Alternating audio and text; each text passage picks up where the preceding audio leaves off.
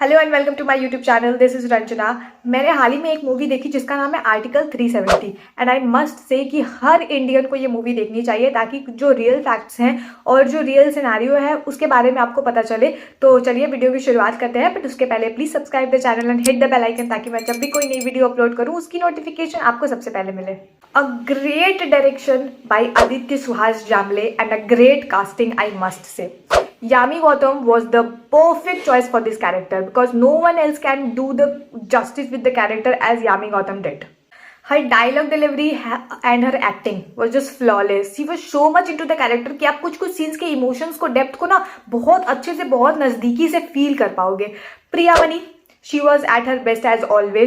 The way she make strategies and उसके बाद उसको एग्जीक्यूट करना ना इस पूरे मूवी को और प्रॉमिसिंग बनाता है देखने के लिए। Kiran Karmarkar as Madhav Patel was outstanding because the way he represented the constitution and the provision in the Rajya Sabha and most importantly जिस तरीके से उन्होंने अपोजिट पार्टी को हैंडल किया, उनको रिस्पॉन्ड किया और बहुत अच्छे तरीके से सारा सिनेरियो दिखाया गया। राज्यसभा का सीन एकदम परफेक्ट था, मतलब एक्चुअल राज्यसभा आपको फील होगी वो movie. Next is Arun Govil. मतलब उन्होंने जो एक्टिंग किया रामायण में इतने सालों पहले, वो हमें आज भी बहुत अच्छे से याद है। मतलब उनका कैरेक्टर हमारे अंदर ऐसे बस चुका है कि किसी और को राम के रूप में देखना हमारे लिए बिल्कुल भी पॉसिबल नहीं होता है।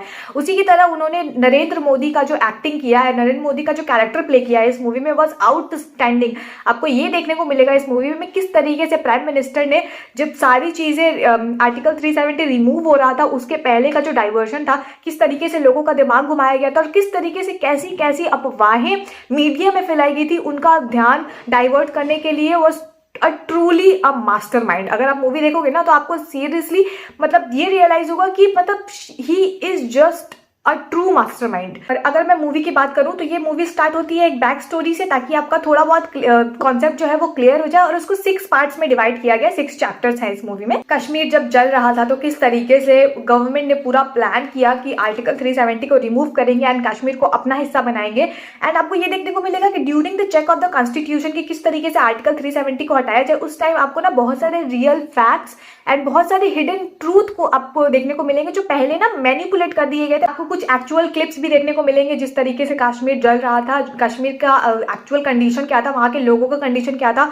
और वहाँ के जो ऑर्डिनरी पीपल थे, जो कॉमन मैन थे, उन लोगों का क्या कंडीशन हो रहा था, वो सारे पॉलिटिकल ड्रामा के अंदर। आपको एक सीन देखने को मिलेगा पुलवामा अटैक का, एंड ट्रस्ट मी जो ये तो बस एक सिनेमेटोग्राफी करके दिखाया गया है कि इस तरीके का कुछ अटैक हुआ था पुलवामा में और कितने जवान मारे गए थे। एंड ट्रस्ट मी आपकी आंखों से आंसू तो जरूर गिरेगा उस सीन को देख के कि अगर सिनेमेटोग्राफी में इतना इमोशनल सीन है तो जब वो एक्चुअल हुआ होगा तो कितना दर्दनाक हुआ होगा। सारी चीजें चल रही होती है एंड साथ ही साथ आपको ये भी देखने को मिलेगा कि किस तरीके से मीडिया ने एक मतलब अपना पूरा एड़ी चोटी का जोर लगा दिया था कि वो किस तरीके से पीएमओ ऑफिस में क्या सारी खिचड़ी पकड़ी है, क्योंकि ये प्लानिंग जो थी ना कॉन्स्टिट्यूशन हटाने की, आर्टिकल 370 हटाने की, ये बहुत पहले से चली आ रही थी। ये फुल प्रूफ प्लानिंग थी जिसका एग्जीक्यूट किया जा रहा था धीरे धीरे करके, जिसमें कुछ साल लगे, बट ये ओवरनाइट का कुछ प्लान नहीं था। और उसी बीच में मीडिया पूरे अपना जोर लगा के बैठी थी कि किस तरीके से पीएमओ ऑफिस में क्या क्या सारी चीजें हो रही है उस चीजों का पता लगाया जाए। But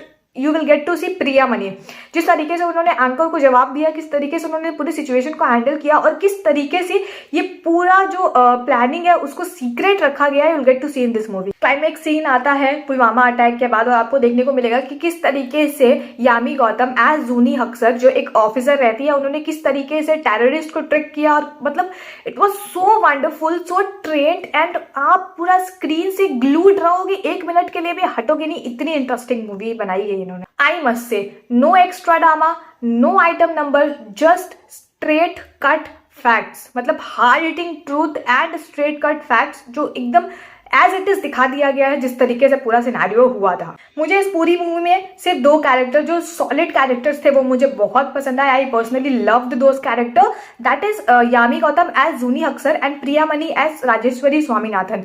the classy act of women power, they both just nailed their characters. The prime minister and the home minister duo was fantastic. You will love to see the bonding and the strategies between them. ऐसी अफवाहें उड़ती आ रही हैं कि election के पहले इसको क्यों रिलीज किया गया, कोई प्रोपेगेंडा है या फिर कोई एजेंडा है। मुझे ऐसा लगता है ना कि ये कोई नॉर्मल प्रोपेगेंडा एजेंडा वाली मूवी नहीं है। ये एक बहुत इंफॉर्मेटिव मूवी है जिसको देखना आपको बहुत ही इंटरेस्टिंग लगेगा। ये पूरा एक रोलर कोस्टर राइड है जिसमें बहुत सारे ट्विस्ट एंड टर्न्स है and that too real facts है जिससे आपको सच्चाई से रूबरू करवाएंगे कि एक्चुअल उस सिनेरियो में क्या हुआ था। और इतनी इंफॉर्मेटिव मूवी है ना, आई मस्ट से कि एवरी इंडियन को ये मूवी देखनी चाहिए। अगर आपने उरी देखी है, द कश्मीर फाइल्स देखा है एंड केरला स्टोरी देखा है तो ये मूवी आपकी लिस्ट में ना मस्ट होनी चाहिए नेक्स्ट वॉच के लिए। एंड जैसे कि मैंने आपको पहले ही बताया था कि इसमें 6 चैप्टर डिवाइड किए गए थे और लास्ट चैप्टर में ना आपको ये देखने को मिलेगा, उसका टाइटल ही ये है, था, है और हमेशा हमारा रहेगा। For me it was a fantastic movie. Every Indian should watch the movie. इसलिए आप मुझे बताइएगा कि आपको ये वीडियो कैसा लगा। अगर वीडियो पसंद आया हो तो प्लीज लाइक कर दीजिएगा। मैं मिलती हूँ नेक्स्ट एक अमेजिंग कंटेंट के साथ। तब तक के लिए खुश रहिए, मुस्कुराते रहिए। बाय।